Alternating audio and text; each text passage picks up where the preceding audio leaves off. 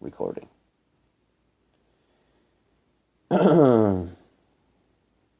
So yeah, it's like I just said, she says, I don't want them to go to a strange place and meet me and have some woman tell them, this is your mommy, and then mommy leave after 2 hours. I can't and won't do that to them.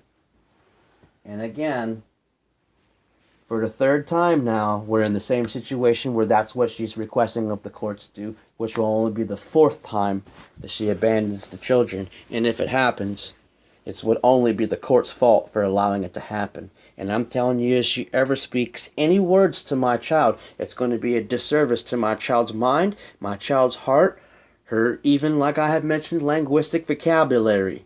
It is not any service or any way in no best interest of honor nor freedom. I say, just say that's not fair to destroy my 8 months worth of work, which is not about my work, rather, than the work which is the two healed minds and hearts. It'll damage the kids. She says, I think the way you want to do it is right. I say, they're still fragile. She says, no more kids. I say, they are put back together, but there's many pieces of each. She says, girl and girlfriend, if it works out that way. I agree, she says. I say, it's not fair to them to start having pieces repaired, knocked off by anyone. She says, no, it's not. That's why I'm doing the right things for the right reasons. I really do want us back. I want to make things right. You can see what she wants is me. She was with the children here on December 18th when she abandoned them the third time, that she could have stayed to take them to their dental extractions that they were having as a result of her giving them Kool-Aid for 2.5 and 3.5 years. She's the one that destroyed their teeth. And then she puts in the affidavit that honor as bottle rot and all this stuff like I done something wrong. The dentist at Akron Children's Hospital that extracted their teeth said, clearly this isn't anything that happened from October until now. This has happened over years and years of decay and time to this teeth. I say, I'm very proud of you. Kids first. Just be girl to them both. She says, thank you, Papa. I say, and we will see what happens. As I'm making it evident that we're not together in the sense of being romantic or that she's mine. Court needed to be finished first, and she needed to be established that she was staying here first. When court finished, I let her come as girl. She never established herself to be mommy because she left as girl. She does not want to be mommy. She wants to be my girl.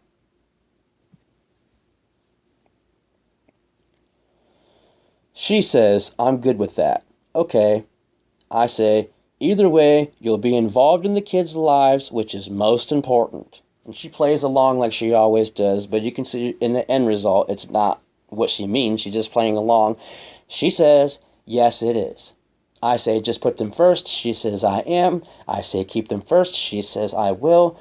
We come second. I say, thanks for respecting that. She says, you're welcome. I say, if you would have came June 20th as planned, you could have came as mommy. She says, I know. And I say, but everything happens for a reason. Just trust the process. She says, that's true. I say, I know what's best for honor and freedom. She says, absolutely. I trust you. I say, it's taken a lot to make them stable. She says, yeah, it has. Yes. But I say, as you've seen, they do listen well when not being forced, because they wasn't listening when Rosemary Diamond was trying to force them down a hallway. And she's trying to force me out the door, and they didn't want me to leave, and they didn't want to go down the hallway with her either. But in trying to force them, like I said, you know what I mean, Freedom ran for the door to leave, and Honor come and jumped on me and grabbed my neck and hugged and squeezed me. He's never hugged me. He's never in his life squeezed me as tight as he did that day to get away from Rosemary Diamond. Ever in his entire existence on this earth, he's never squeezed my neck or my body or myself, that person, my person, that tight and hard as he did that day at that moment in time. Never. She says, yes, they do. I agree. I say, and they love me absolutely dearly. And she says, yes, they do. Now, that's not in the affidavit. She doesn't say in the affidavit, oh, they love Stephen Michael Brooker dearly. No, she says that they're afraid of me. She lied. Again. She told the same lie the last time in 2018. I say they absolutely love me dearly, and she says, yes, they do. I say they are definitely not afraid of me, and she says, no, they aren't. She says, I understand the difference between being stern and abusive now. And like I said, she just continues on in the track of playing along with the game. This is all a game to her. I say, I told you we were a happy family. That's a good thing. And she says, from what I've seen, yes, you are. Absolutely. I say, you can't beg kids to act good. I say, you can't beg kids to just act good. She says, no, Ian is proof of that. Now, Ian is her youngest sister's only child. Ian Allison Anderson. She named him Ian Allison Anderson. This is the kid that digs a hole in the front yard, poops in the front yard, and covers the poop with dirt like an animal in the front yard. Now, Heather only has 2 kids and she's fixed. These 2 kids are my kids. I've had full custody since 6 months each. Heather has no kids. The middle sister, Renee, which came from the brother of the husband, Bill, which is, his name is Mike. The mother, Regina Siebold, humped and had, her second child was from the brother of Bill. She can't have any children either. And Sheena, the youngest child, has 1 child and is also fixed. So none of the 3 have any kids except for Sheena, the youngest one, and none of them can have any more kids. Not even any of them. So now the grandmother wants the grandchildren that she before didn't want. So now Heather wants the kids that she before didn't want. And this is the way that it's working. She says, no, Ian is proof of that. You also can't wait until you're upset by the way they're acting and try to correct them, which is what she used to do. That's not right either, she says. I say, no, it takes paying constant attention, which is what she doesn't have the ability to do. She's never been given the attention, so she doesn't have the attention. She doesn't possess the attention to then give the attention to honor and freedom. She doesn't have it. She has attention deficit disorder, is another one of her disorders. She doesn't have the capability to be a mother. She's an unfit person. She's not fit to be a mommy to anybody. No, it takes paying constant attention. Agreed. Caring less about your own personal desires and truly putting the kids first. Yes, she says. I say, that's what I've done. I never had time to grieve. I only had time to serve the kids. She says, I understand. I say, that was a personal choice of mine that I made on January 21st, which was 2 days after she left me. On January 19th, 2018. So this was a personal choice of mine that I made January 21st, 2018 to do whatever is in the best interest of honor and freedom. And I never had time to grieve over the loss of losing the woman that I had personally previously planned to spend the rest of my life with. I say, it was a personal choice I made January 21st. She says, yes, it was. I say, but the best thing is seeing them happy. and the actual results of the hard work and mad mass dedication. It's the most satisfying feeling ever. God, Jesus, it is the most satisfying feeling ever. She says, be right back, gotta pee, I bet it is. I have to drive some, it's raining, she doesn't like to drive in the rain. Thank you for talking to me, Papa. I say, okay, it's all good. I was just going to say I gotta go too. She says, can I message you when I get home? I say, but I didn't want to let you go while you was in the potty. She says, LOL. I say, honestly, I would still rather not text much. I just didn't want to not text you back. So I am being civil. I am the civil one in this.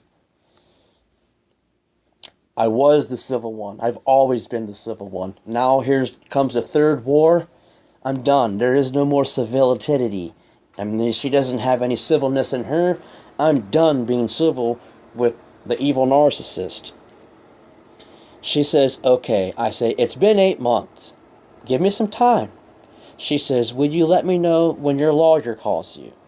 Okay. I say, yes, I surely will. She says, you text when you want, and I'll try not to text you a lot. I say, I'm waiting to hear what he has to say. She says, okay, I'm out. LOL, driving now. I say, that sounds good for now too. Text me about anything legal. Keep me posted.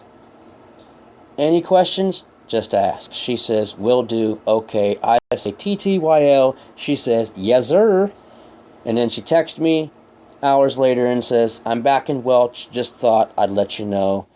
I just told Aunt Peggy I dropped the case.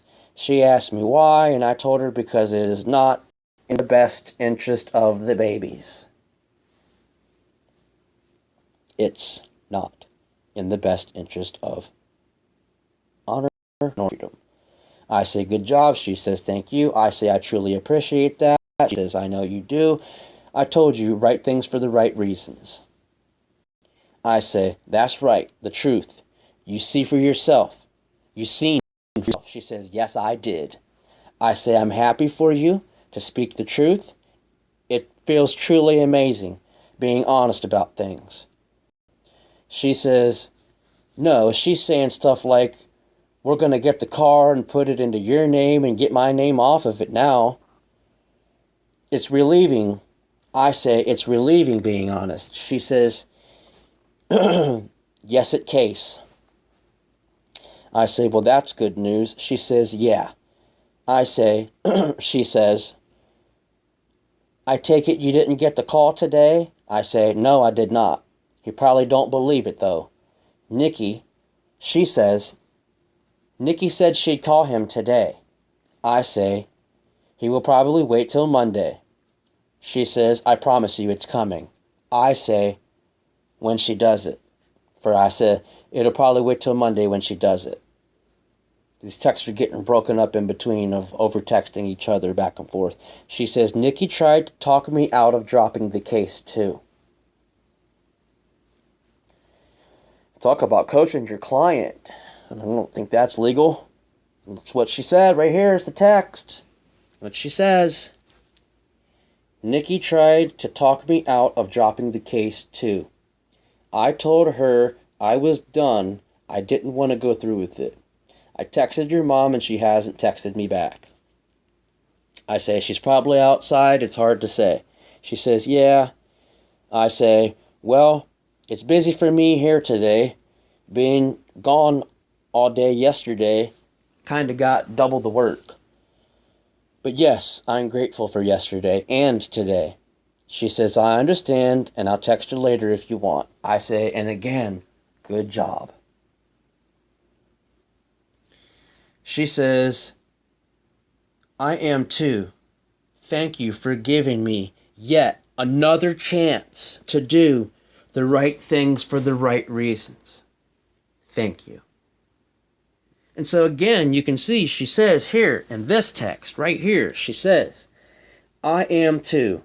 And thank you for giving me yet another chance to do the right things for the right reasons.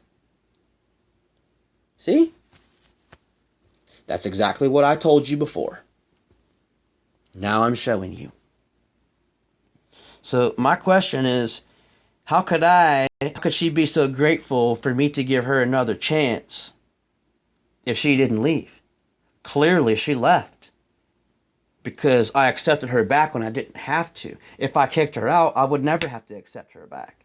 I accepted her back because I never wanted her to leave.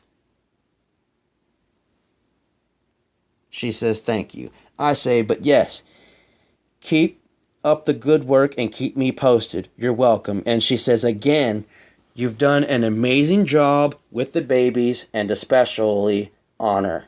I say, talk to you later. She says, yes, sir. I say, and thanks again. And she says, you're very welcome. And I just told your mom, Aunt Peggy was the enabler for the first time. It just clicked.